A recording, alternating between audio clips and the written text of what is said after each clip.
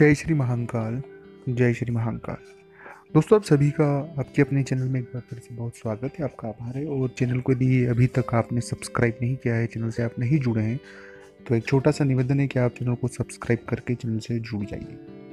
इस वीडियो में हम बात करेंगे सबसे पहले कि धन प्राप्ति या माँ लक्ष्मी की कृपा के लिए वो कौन से ऐसे उपाय हैं जिन उपायों को करने से जीवन में सभी चीज़ें सकारात्मक होगी। उन उपायों को करने के बाद माँ लक्ष्मी की आप पर कृपा होगी।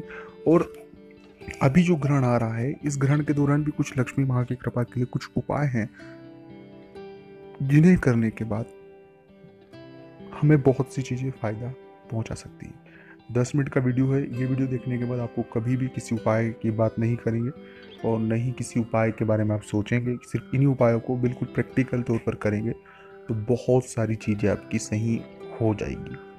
तो इस वीडियो को आप अंत तक देखें और चीज़ों को समझें, बीच में छोड़कर न जाएं, नहीं तो फिर चीज़ें क्लियर नहीं हो पाएगी और आप कितने भी यत्न कर लें, माँ लक्ष्मी की कृपा पर नहीं हो पाएगी। तो वीडियो को पूरा जरूर देखें।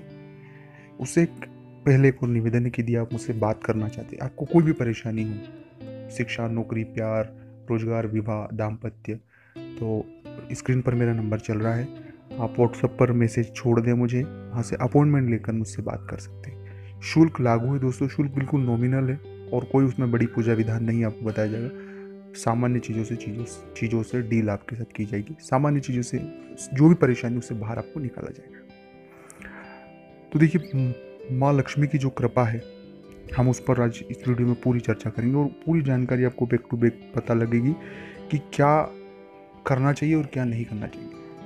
तो दोस्तों, हम सबसे पहले बेसिक से शुरू करेंगे और जो चीज़ें हम सामान्य जीवन में जीते उन चीज़ों को पहले ठीक करना जरूरी है, फिर हम पूरे स्टेप बाय स्टेप चलेंगे। तो सबसे पहले है कि अगर आपके घर में जो भी अनुपयोगी चीज़ें हैं उन चीज़ों को बाहर करना है। हमें सबसे पहले जो उपयोगी चीज़ें उन्हें रखें, जो अनुपयोगी चीज़ें उन्हें बाहर रखें।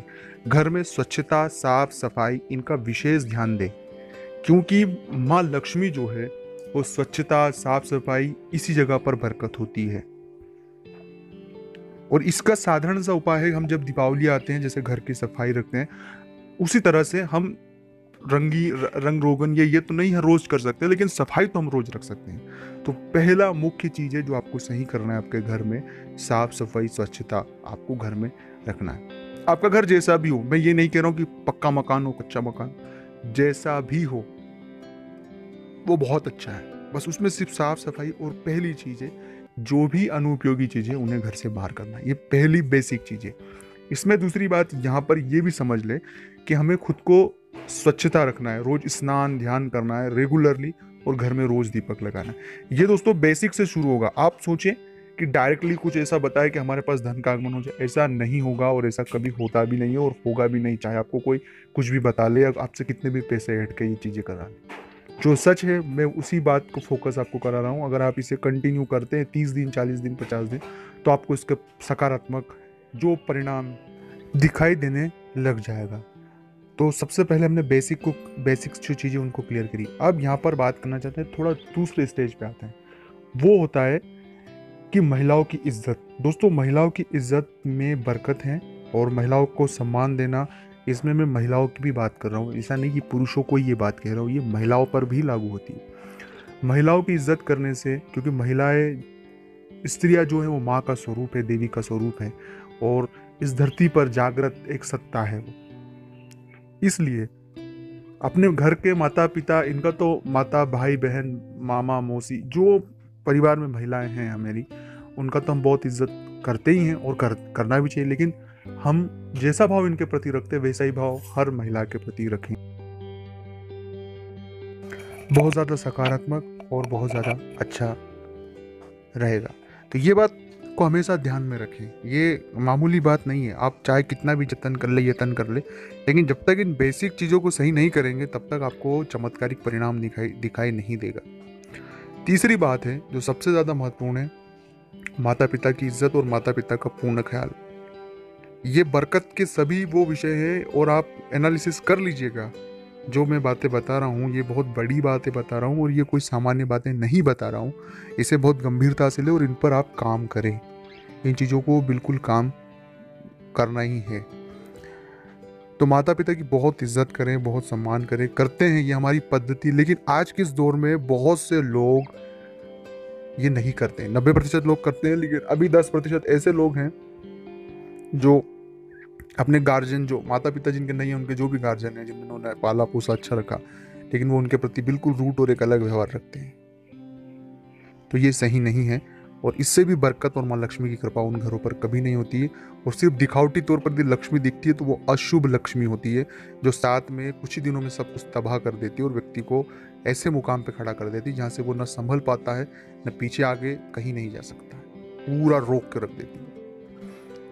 अब बात करते हैं कि सिचुएशनें होती है, पैसे बहुत आते हैं लेकिन रुकते नहीं हैं, पैसे आते हैं लेकिन कर्ज बहुत ज़्यादा हो जाता है, और कई बार तो ऐसी ऐसी चीज़ों में पैसे चले जाते हैं कि जो समझ भी नहीं आता है।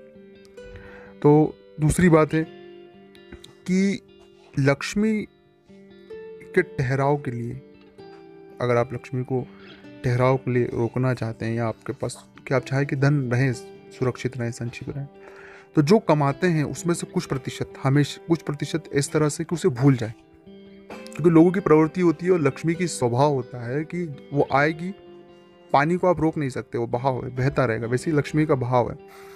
उसको स्टॉक करने के लिए कुछ प्रतिशत, 2%, 5%, जिसे आप भूल जाए, आप अपने बैंक खाते में या अपने ऐसा सेविंग FD करा के भूल जाए कि वो मेरे पास है ही नहीं, मैं उसको गिनता भी नहीं हूँ। ये प्रवृत्ति अगर आप लाएंगे तभी आपके साथ लक्ष्मी का रुकाव धीरे धीरे धीरे होने लगेगा, और वो आपके खराब पलों में वो पैसे बहुत ज़्यादा काम में आएंगे।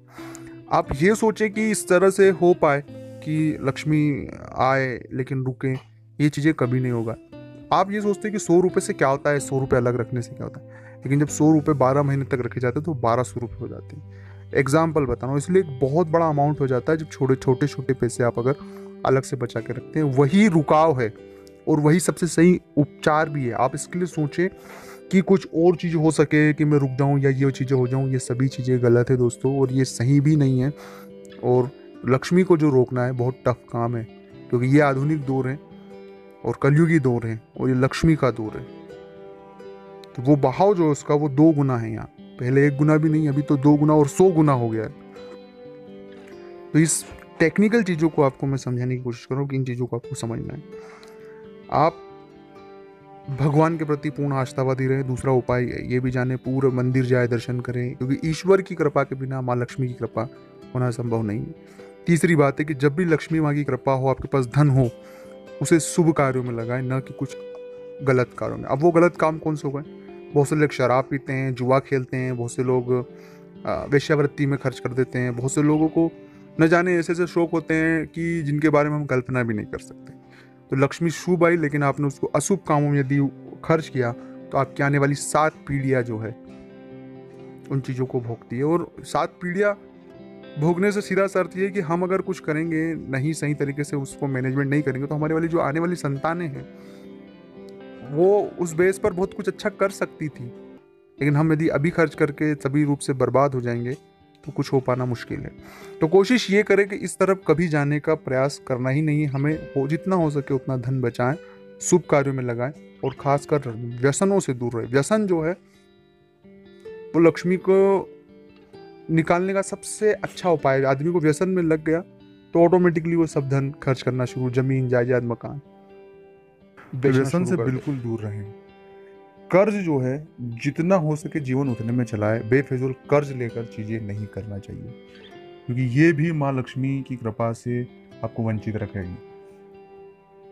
दूसरी, तीसरी, चौथी बात है कि लापरवाही, हम चीज़ों में लापरवाही रखते हैं। लापरवाही से आप थोड़ा सा दूरी बना के रखें। लापरवाही किसी भी चीज़ में आपके लिए खराब हो सकती है। वो बहुत विस्तृत क्षेत्र है लापरवाही का। गाड़ी का बीमा नहीं कराया आपने, खुद का बीमा नहीं कराना, गाड़ी स्पीड से भगाना, या सही समय पर सही चीज़ें जो दिख रही है वो उनको नहीं कर पाना, स्वास्थ्य के प्रति लेजी रहना, ये लापरवाही की श्रेणी में आता है। इसलिए लापरवाही, क्योंकि हमारे पास सीधी सी बात है, हम यहाँ पर सर्वाइव करने वाले लोग हैं। हमारे पास ना कोई पैतृक संपत्ति, धन है, सामान्य स्थिति के लोग हैं। हमारे साथ जो परेशानियां होती है, जो सभी के साथ होती है, स्वास्थ्य खराब होना, तकलीफें आना, परेशानियां आना, हम इनमें धन बहुत ज़्यादा ज़ाया कर देते हैं, क्योंकि हमारी लापरवाही योग की वजह से, और इस वजह से हम आर्थिक रूप से टूट जाते हैं, हमें कर्ज लेना पड़ता है। और कई सारी परेशानियां हमें झेलना पड़ता है। तो इन चीज़ों पर आपको बिल्कुल ध्यान देना है। एक और बात है, ईश्वर का जप वो हमेशा करते रहे, वो सबका रखवाला है और वो हमेशा सही रास्ते आपको दिखाता रहे। तो उसका जप, ईश्वर का, आप जो भी गुरुदेव हैं आपके, इष्ट देव हैं या नहीं है, तो ओम नमः शिवाय का जप करते रहे, बहुत ज़्यादा सकारात्मक है। तो दोस्तों, ये ओवरऑल वीडियो कैसा लगा अपनी कमेंट्स में राय रखें। अच्छा लगा हो तो लाइक कर दें, शेयर कर दें, और जो भी राय हो खुल के लिखें। पहला पार्ट है, दूसरा पार्ट मैं बहुत जल्द लाऊंगा और विस्तृत। जय श्री महाकाल, जय श्री महाकाल, जय श्री महाकाल।